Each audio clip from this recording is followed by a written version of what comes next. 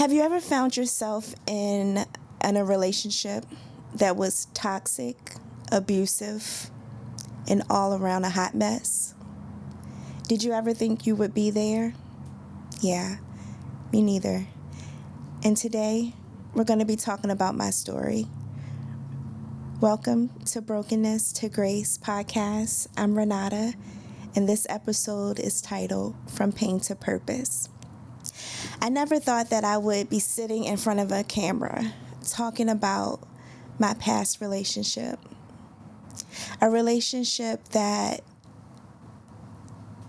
I felt alone, I felt scared, I felt confused, and I also felt a sense of grief. I don't know if that makes sense, but if you've ever been in a relationship where there was any type of abuse, you could probably relate to what I just said.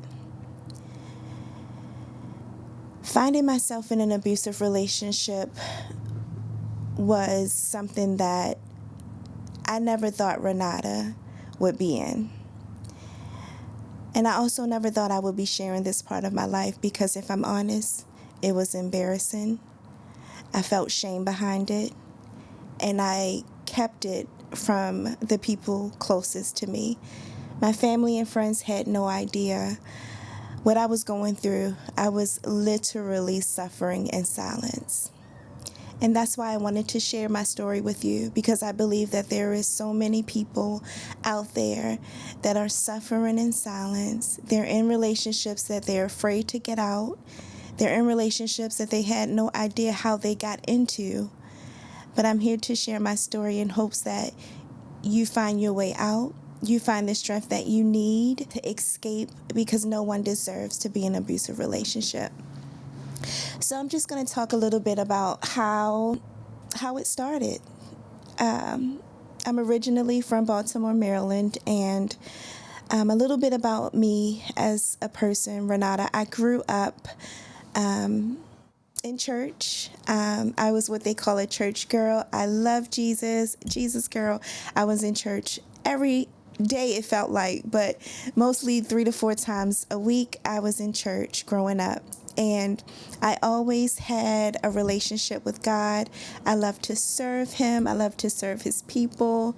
And I was in leadership ministry positions as a young adult, right? And as I got older, I began to stray away.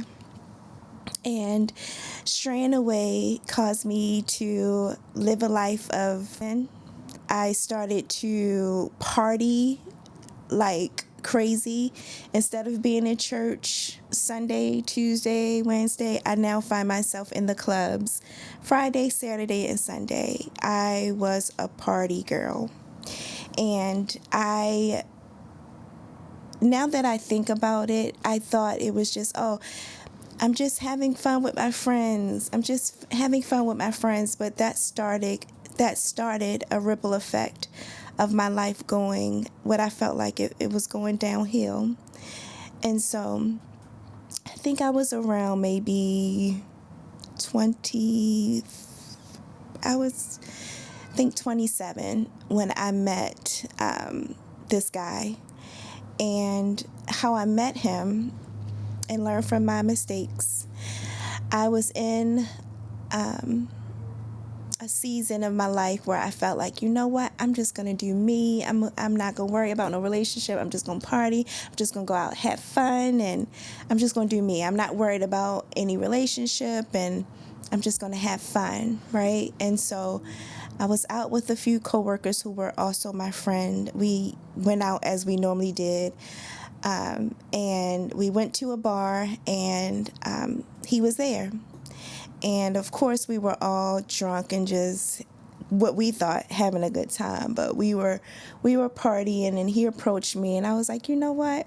Why not? He was cute. At least I thought he was cute at the time, but he was cute, and I was like, you know what? Why not? I'm single. I'm just having a good time. Why not give him my number? Fast forward, we quickly got into a relationship, and that's definitely a no-no for anyone's listening. Don't rush into relationships, but we quickly became a couple, and I saw what they like to call red flags in the beginning, but I ignored it. I was young. I was, what I thought living my life. I really didn't have a care in the world at this time, but we quickly moved in together, which was, again, I'm just processing as I'm talking about it. It was just, everything just happened so quick. And I found myself in a relationship with a guy that I really did not know. And so we continued to live the party lifestyle. We would party every weekend. Our friends would come over. We would party. So we were known as the party house. So everybody would come over, bring drinks, bring whatever, and we would just party. So that happened for a couple years. It was an okay relationship. It wasn't nothing too crazy. But a few years into the relationship, I started noticing his abusive ways. And with him, it was more so emotional abuse. Yes, we would fight, but it was like I'm fighting him, he fighting me. It wasn't really like he was just beating me. But his abuse was, he was very manipulative. He was very smart, right? And so because he was just like intelligent, he had a way with words, and I always hated that about him. I'm like, you know what? I'm not about to go back and forth with you. I'm just about to fight. We just about to fight. And I know it sounds crazy. I'm laughing and it's not funny, but that was the reality of it. And so for years I suffered psychological abuse where, he would threaten me, like, if you leave me, I'm going to tell your family about all the things that you've done, how you're living. I'm going to do this. I'm going to call your job. I mean, he would just threaten me and pretty much try to scare me not to leave the relationship because I always knew that I didn't want to be in that type of relationship because we used substance. It was just an all around horrible environment, horrible relationship. It just wasn't okay. But I felt like I was in too deep. I didn't reach out to help because no one really knew. I hid that part of my life from everybody. My family had no idea. My friends that were around us, they kind of saw it, but nobody really thought it was a big deal. But behind closed doors is when I really felt my lowest. I felt trapped. I felt silenced. I can't really articulate the feeling, but I knew I had to get out. And so sometimes people don't see a toxic relationship as an abusive relationship, like the arguing and, the substance abuse and anything unhealthy that takes you away from like your everyday life. I started missing time from work. I started separating more from the people that really loved me. At this point, God and church was non-existent. I didn't have he literally like sheltered me for where I didn't want to be around anybody else because I was embarrassed. I was embarrassed about the life that I had chosen at this point. And so just thinking back, because it's been over a decade now, but just thinking back, I still sometimes question myself, like, Nada, how did you get into that relationship? And I don't have the answer to that. And I think a lot of people can relate to that. You don't know how you get into a situation, but one day you wake up and you're there. And if you are listening to this podcast and you're in a situation where you know you know that it's not healthy. You may be going through physical abuse, or it may not be physical. You may be going through emotional abuse, but you know that the relationship that you're in is not healthy. And you also know that you have lost yourself. And so in that relationship, I lost myself. And when I say I lost myself, I really stopped loving Renata. I stopped loving her. I stopped taking care of her. And by me doing that, I ended up using alcohol to mask the pain.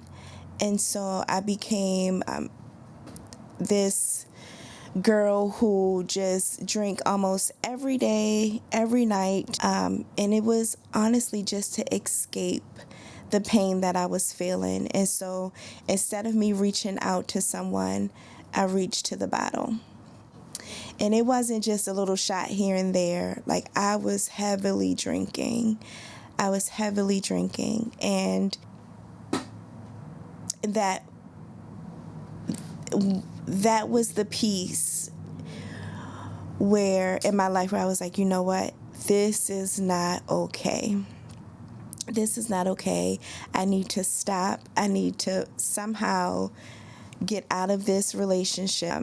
And so fast forward to 2015, my brother was getting married, and he was currently living in Washington State. And so my immediate family had all moved to Washington State, my mom, my sister, my brother, and I was left in Baltimore.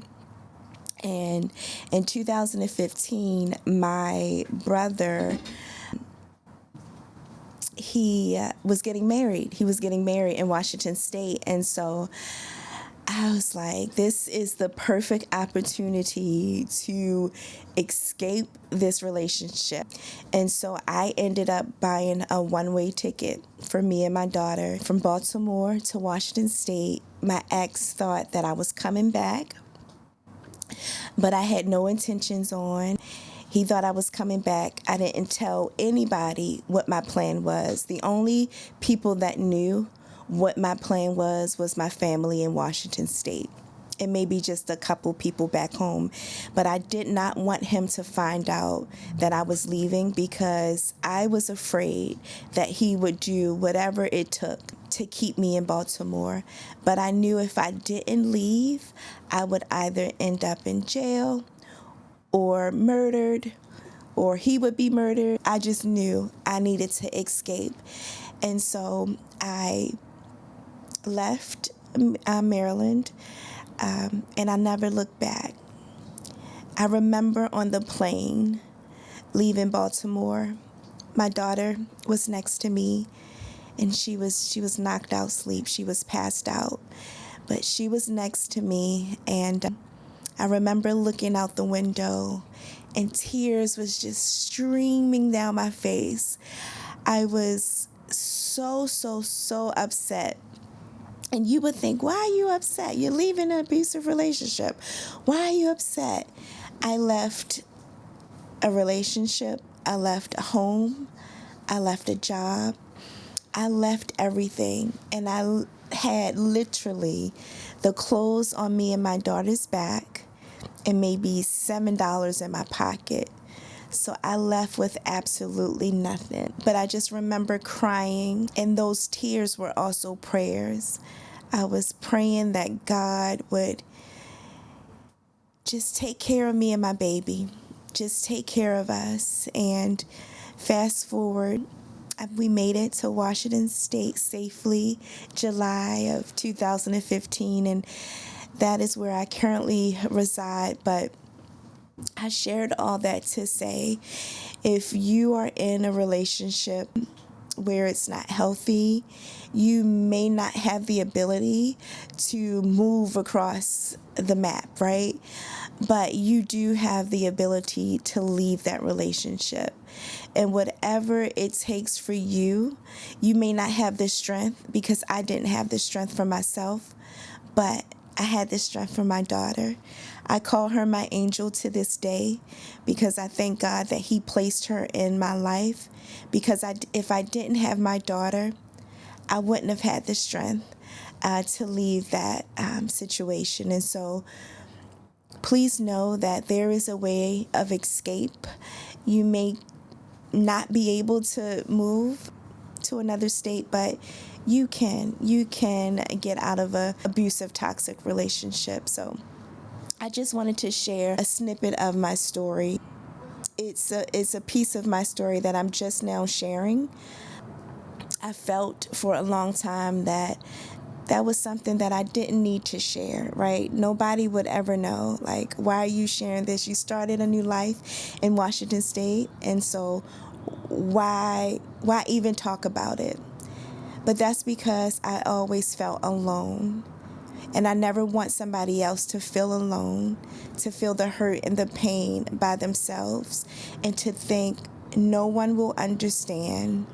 No one but me is going through this. I want you to know that you're not alone, that you have a support system now.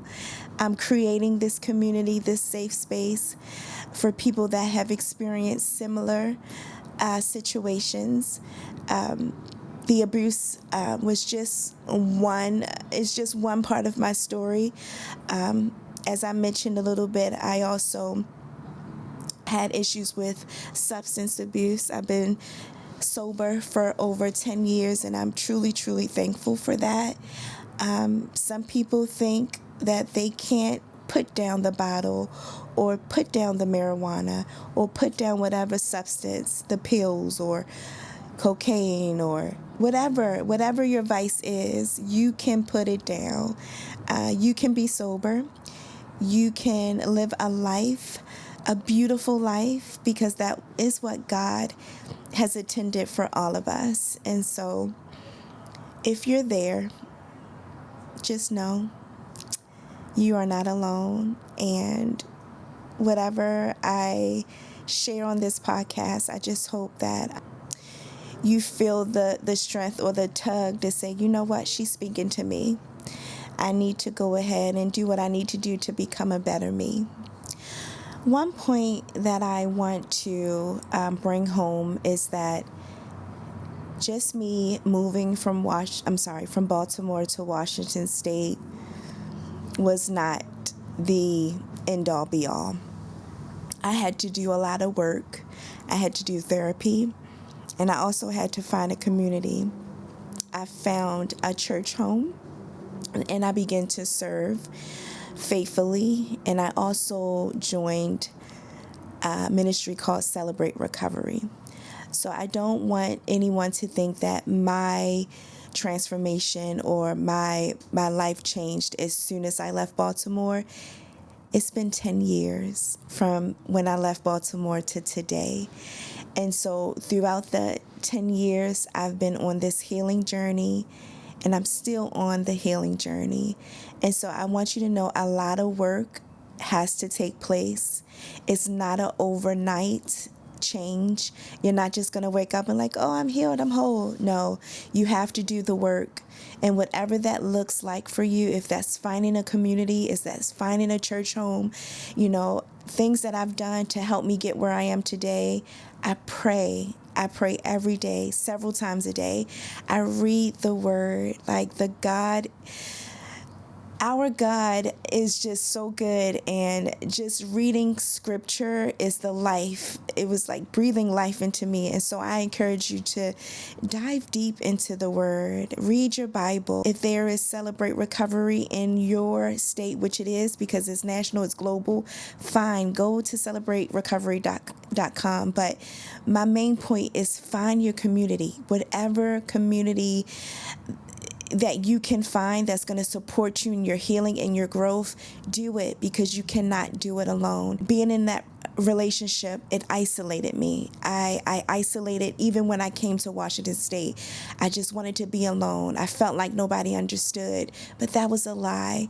And so however you need to reach out to community, do that. And I'm creating this community for you. So if you don't have the community, You have it now. This Brokenness to Grace podcast, the name says it all. Grace. God gives us grace, but we also have to give ourselves grace. And so I just want to encourage you to know that there is healing on the other side. You may feel broken now, but you won't be broken forever. Thank you for joining me today on Brokenness to Grace podcast, and I'll see you next time.